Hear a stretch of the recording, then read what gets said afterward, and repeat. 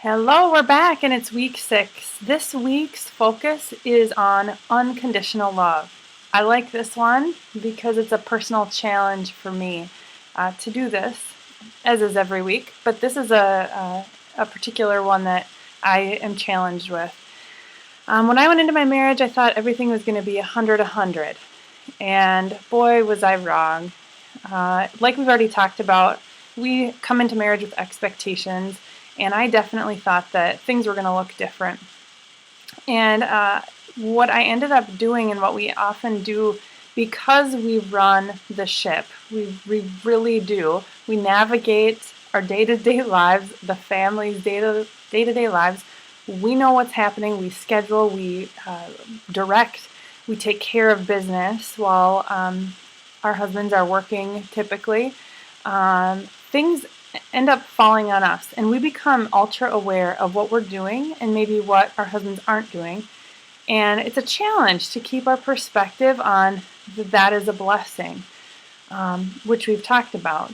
But one thing that we also need to be aware of is how that is reflected toward our husbands, and the love that we're showing our husbands through all that. I became resentful of my husbands, and I think this is the danger for us as wives. We can become resentful of our husbands for not doing more.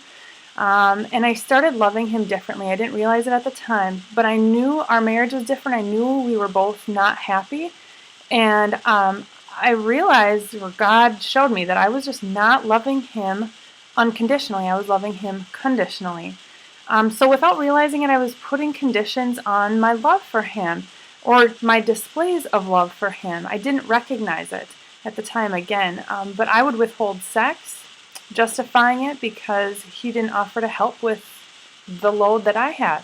I would withhold affection toward him because he hadn't asked me how my day had been, or because he didn't help with something else.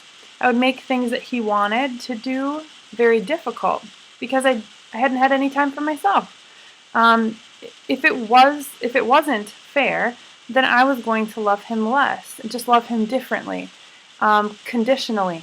And so this week we have 2 verses to meditate on. And again, I hope you're writing these down on sticky notes, putting these everywhere you possibly can. One verse is John 13:34.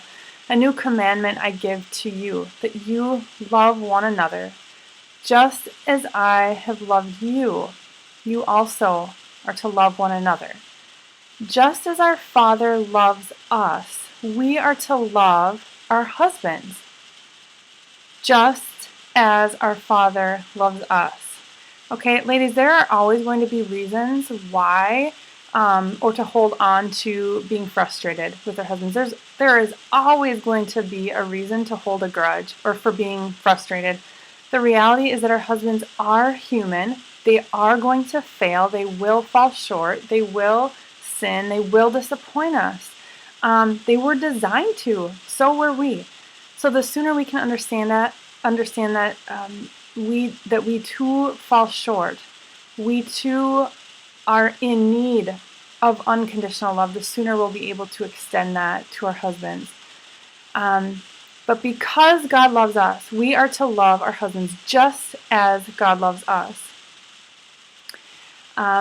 In no way we can love our husbands perfectly as well, but we are called to extend grace to our husbands because God extends that to us. God's love covers over us, and so we are called to cover over the shortcomings of our husband and display for them unconditional love, God's unconditional love for them. That's the best gift we can give our husbands, especially when they fall short, especially when they mess up. Nothing is going to change on our end. Also another verse, 1 Peter 4, verse 8, above everything, love one another earnestly, because love covers over many sins. Again, we are called to love, to choose love with our husbands, and serious with intention, that earnest love, like be intentional about giving our husbands unconditional love. Are we loving our husbands with serious importance. Serious importance. Are we loving them with intentional thought? Okay. Also, are we loving our husbands with serious effort and time? Okay. Are we holding on to something God is asking us and demanding us, really calling us to let go of?